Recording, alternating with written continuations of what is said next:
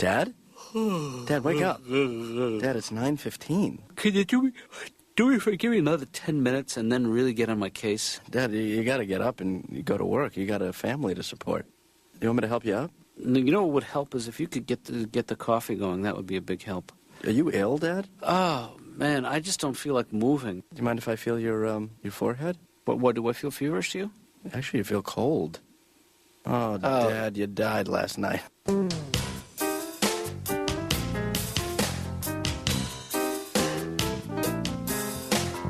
Ben, thank you so much. This is a great cup of coffee. Well, it's yesterday's. It was in the pot. I don't want you to start making a habit of this. You think that I'm depending too heavily on the coffee? I mean, no, not the coffee. Oh, you don't want me to make a habit of sleeping late? Yeah, I mean, this could be the start of something really bad for you. You know what? It's the start of, maybe it's the start of me enjoying my life a little bit more. I hate to put a fire under your fat ass, but get up and go to work and make money and then take care of me. Well, you know, maybe the truth is that I am slowing down and that you're going to have to pick up the slack, carry the load Dad, a little bit. If I'm going to have to start being responsible for you, you know, I'm going to have to get you married off. Ben, who's gonna marry me, though? Come on, man. I'm fishing for compliments. Oh, right. Who's going to marry a guy like me? How about the next person that rings the doorbell? Oh, I like that game. I like that game. Remember we used to play the next person who gets off the elevator is going to be your true love? Right. Yeah. You still in touch with him?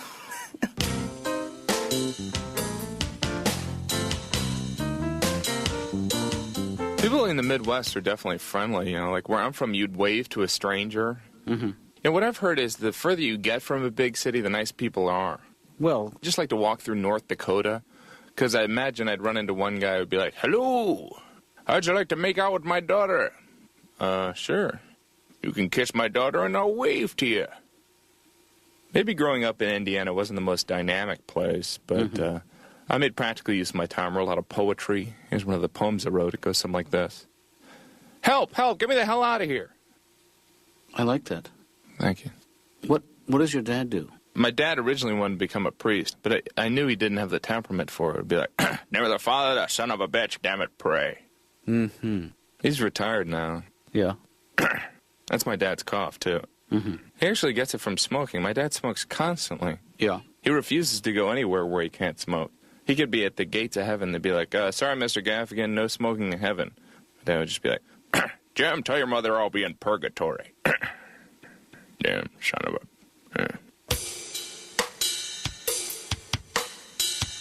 So this is just a guy who's a fixture in your neighborhood, and you're not sure that he's all there. I was talking to him recently, and halfway through the conversation, I realized he was drinking a cup of gravy. Mm. You know, I like gravy, but I've never considered it a beverage. Mm-hmm. If you're drinking gravy, you're probably not like a big health nut, you know? Wouldn't you love to be at the doctor's office with this guy? Hey, how you doing there, Mr. Jones? I got your cholesterol here. You're where your blood's not moving, right? Okay, this is kind of a weird question. You haven't been drinking gravy, have you? Mr. Gottfried, you're 25 minutes late. 25 minutes late? This has never happened to me before. Oh, my God, I'm pregnant.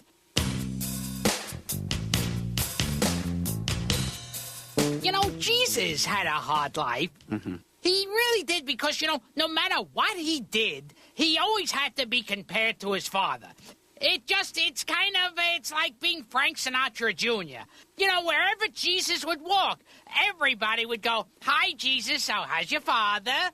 Your father's doing okay? That's nice." And he'd go, "But I want to save all of your souls." And they go, "Yeah, that's very cute. So your father's doing good?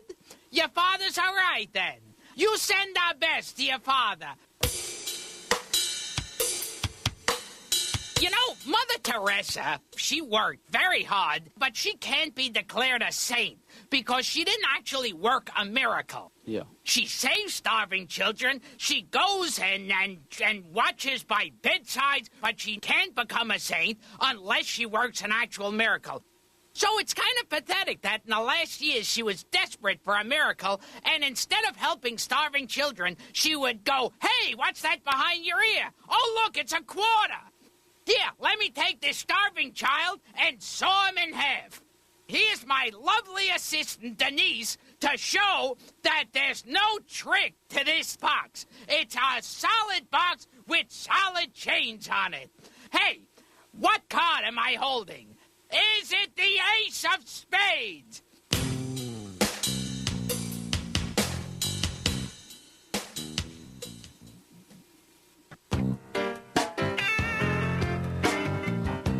Hello, I'm Robert Klein. I'm here to see Dr. Katz. Could you have a seat, please?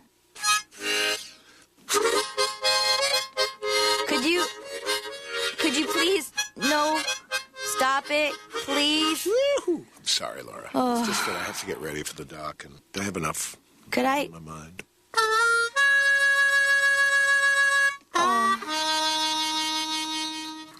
No. Laura. Could you just please just leave me out of...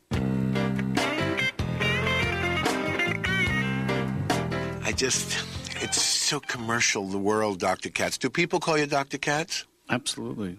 But if you're more comfortable calling me... No, I think Dr. Katz is good.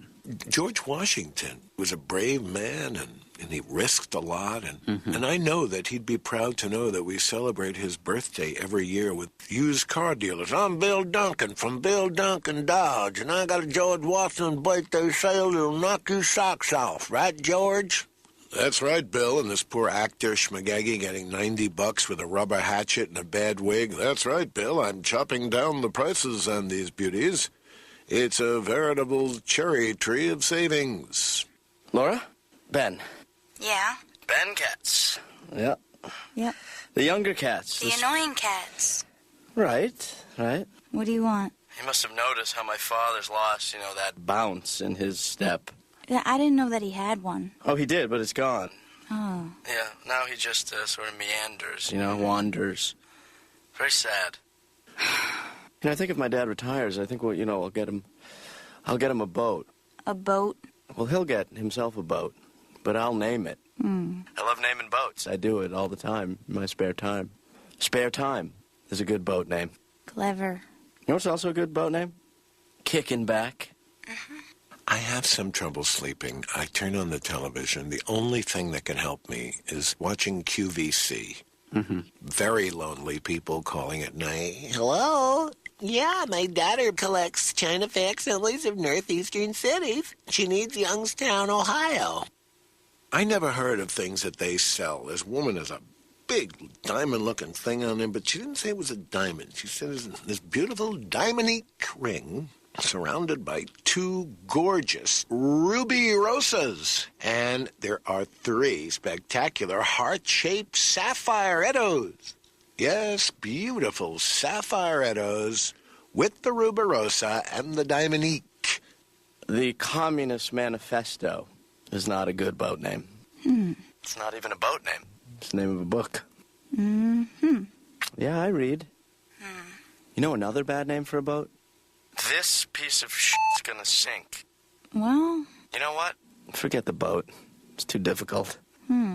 Waterlogged is pretty good. But yeah, forget it. Forget the boat.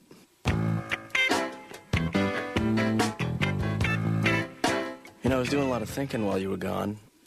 And you're on your way out. What are we going to do about it? What about having a woman registered nurse come in once a week and bathe us? I think you're overreacting to my energy level, I was kind of thinking about what kind of old man you're going to be. I think I'm going to be the kind of old man who can kick your ass until the day I die. That's the kind of old man I'm going to be. You're certainly not going to be the distinguished gray type of guy. No, I don't think that's in the cards. I was thinking maybe you're going to be one of those old guys who, just walks around, bumps into things until you sit him down. That type of guy. I love those guys. Maybe you're the kind of guy who just smiles all the time and has food on his chin. Yeah, I don't think that's... You can't take your eyes off it. I'll tell you one thing, that at least I don't have an enlarged prostate like every other guy my age. Is that a common affliction? Yes. Really? It's the acne of the middle-aged. The enlarged prostate? Yeah. What does that do to you? Well, it puts pressure on your bladder. So you have to pee a lot. Yeah, and it puts pressure on your other organs to compete. You mean they all want to be bigger too? Yeah. And another thing that I'm grateful for, I never have had to use deodorant in my entire life. Is that so? Yeah, I never did. My dad never did. We just don't sweat in that way that has an odor. You do have an odor. I mean, maybe you didn't realize it. No, I think... Oh, Lord.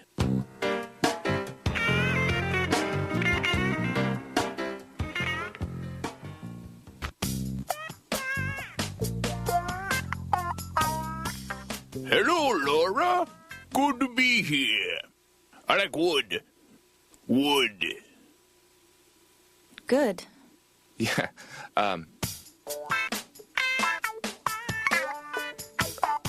Well, you know, I think a lot of this is all about body image and how you see yourself. I am bald, blind, and pale. I'm like a large recessive gene. It wouldn't surprise me if I woke up tomorrow with a tail. Have you seen the comic with the tail? He's delightful. People always know somebody that looks like me, you know. They're always like, hey, I know someone that looks like you. I never know what to say, you know. Tell them hi, you know. Sure. The only advantage of wearing glasses is you can do that dramatic removal. My God. People always want to try my glasses on, too. Like, let me try on your glasses. Mm-hmm. That's rude, you know. I don't go to people with hair pieces. Hey, let me try on your wig. Let me sit in your wheelchair. Oh, my God. You are so crippled. Well, the media is drawn to any kind of celebrity. You know, we've even gotten to the point where we're interviewing the models. Mm-hmm. Dr. Katz, what do we expect to learn from a model? I put lipstick on my lips. Oh. Is there anything else? I walk that way when they tell me. We have so much to learn from you. You ever see one of these interviews? They're always like, you're very beautiful. How'd you do that? My name's Kathy. Okay, maybe you didn't understand the question. You're going out with a guy in a band, right? Kathy. I go to the bathroom by myself.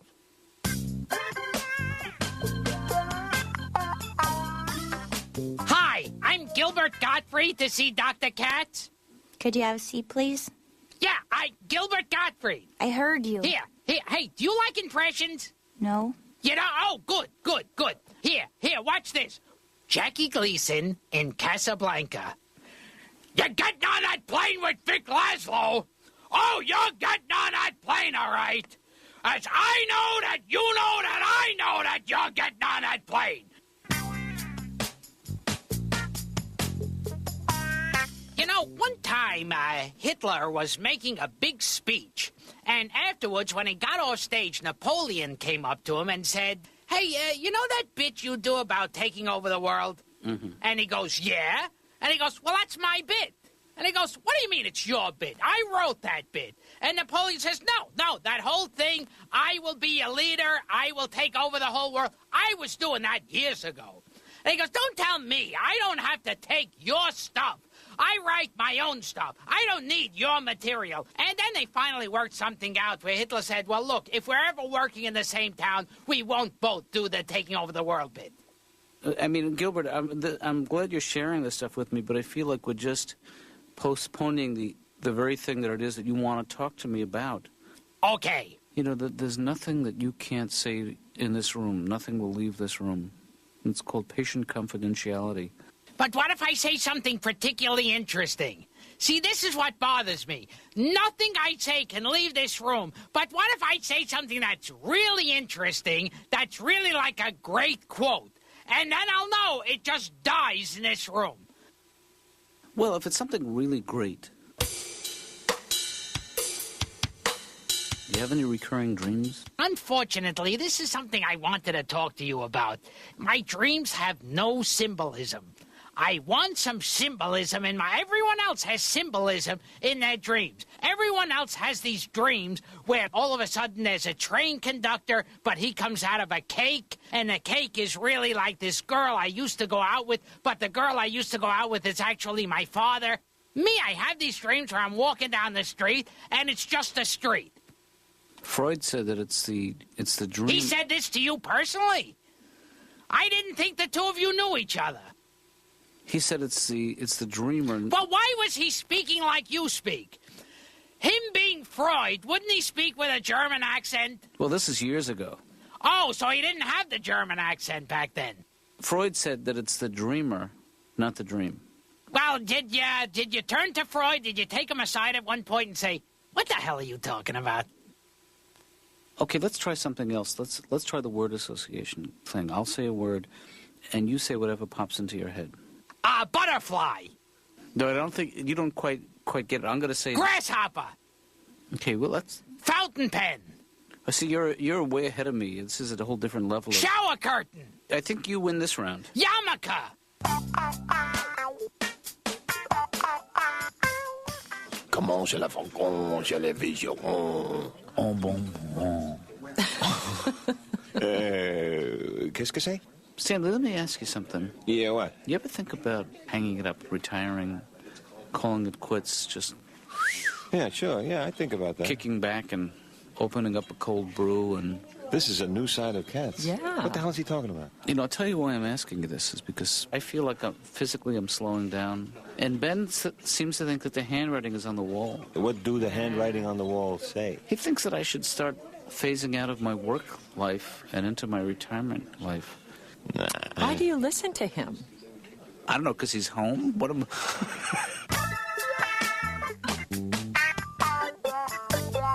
I thought about how I would like to die. Uh-huh. Because I do think about my own mortality quite a bit lately. Although, you know, there is a history of longevity in our family. My maternal grandfather lived to be 103. Every day he ate an entire raw onion and he smoked a cigar. 103 years old. You know what his dying words were? What? Nobody knows. I couldn't get near the guy. But still, I worry about death. Because it's, you know, it's waiting there patiently for all of us. So you're saying I'm going to die? Well, when you put it like that, it sounds bleak. No, Dad, we're never going to die. That's for other people. We're the Katzes. We live forever. Yeah, Well, there's been a lot of death in the family lately, but I don't think that reflects. let's talk about something a little less morbid. Yeah. How's that tumor?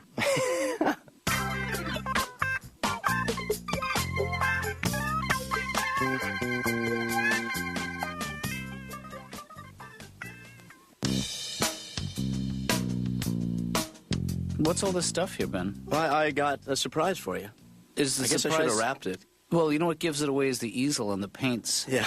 You know. So you knew what it was right away. Immediately. That's- I mean, I'm still surprised to see it in my home. Oh, then that works out Yeah. in a small way.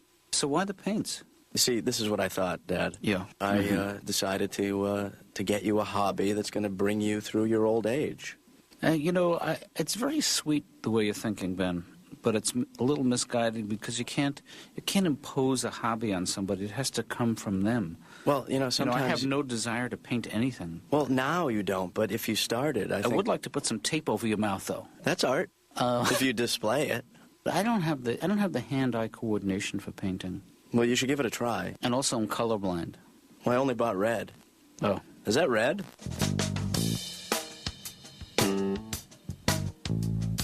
Dad, yes. you're up early.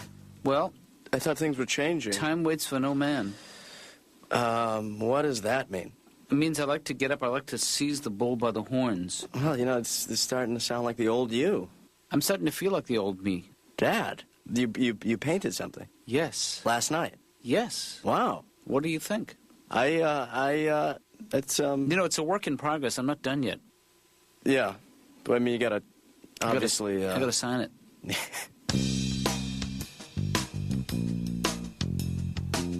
Doctor, this guy comes up to me and he says, "Hey, man, you want to buy a watch?" I said, "No, I don't want to buy a watch, especially at a urinal." Now, this is my time with myself. Do you know what I mean? Mm-hmm. Maybe unconsciously I'll aim at a wad of paper in the urinal or a cigarette butt, try to separate it from the filter, pretend it's a Nazi installation. Right. You know, like a command decision, you know, "I'm afraid the photos from Bitburg were bad, sir. We'll have to go back and hit it again," you know. Right. So is that your new watch? There are a number of things I like about being Jewish. One is we bury quickly. Right. You know, I mean, a Jew dies, zoom, into the ground immediately. A Jew dies at noon, call the relatives in Phoenix. The funeral's at 2. Gentiles, they have awake 4 days, 5 days, 8 shows a day, like vaudeville. It's very uncomfortable for the family. Jews bury so quickly that old Jewish people are afraid to take a nap, lest they be mistaken for dead.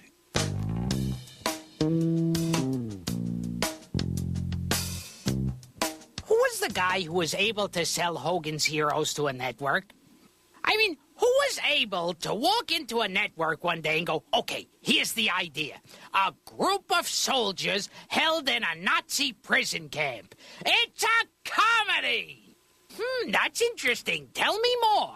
Well, okay, you see, these soldiers are imprisoned by the Nazis behind barbed wire, and if they try to escape, they'll be shot. I love it. It's a laugh riot. Excuse me for being too pushy, but can you change your facial expression? Oh. Why are you sitting there with one facial expression? Please change your facial expression. Smile, frown, do something, squint, Gilbert, something. Just change your facial expression. See, this... I want you to change your... You're staring at... I have this fantasy when I retire that you and I are going to get a mobile home. And just see this great country of ours. Like an RV? Yeah. Yeah. But, you know, with a toilet, with a shower. Oh, no. Forget that. We do it right. We do it the old way. What's that, stagecoach? Bareback. I'm telling you, Dad, we can take Mexico again.